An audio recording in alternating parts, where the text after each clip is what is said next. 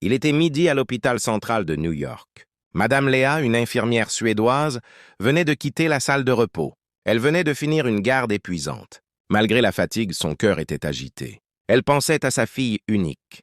Eliana était seule à la maison depuis plusieurs semaines. Sa fille faisait des cauchemars, tombait malade sans raison, et des choses étranges se produisaient dans son appartement.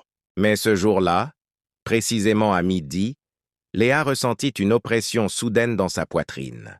Elle s'appuya contre le mur, son cœur battait vite, ses mains tremblaient. Puis une voix douce lui parla dans son esprit. « Va prier, ce n'est pas seulement de la fatigue. » Elle courut vers la petite salle de repos, ferma la porte à clé, s'agenouilla et cria à Dieu. « Seigneur, je ne comprends pas ce qui se passe, mais protège Eliana.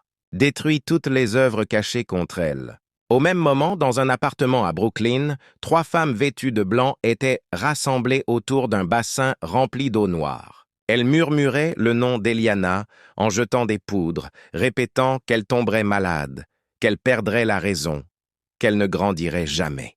Mais au moment où Léa prononçait le nom de Jésus dans sa prière, un bruit sourd retentit dans la pièce où se déroulait le rituel. Le bassin explosa comme frappé par une décharge électrique. Une des femmes tomba en criant « Il y a une force ici qu'on ne peut combattre ». Elle s'enfuit, paniquée, abandonnant les objets de sorcellerie brûlés sans qu'on sache comment.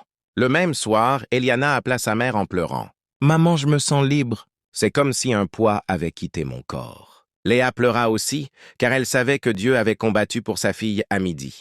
Si tu crois qu'une prière de mère peut briser les chaînes les plus cachées, écris Amen et partage cette histoire. Dieu n'arrive jamais en retard.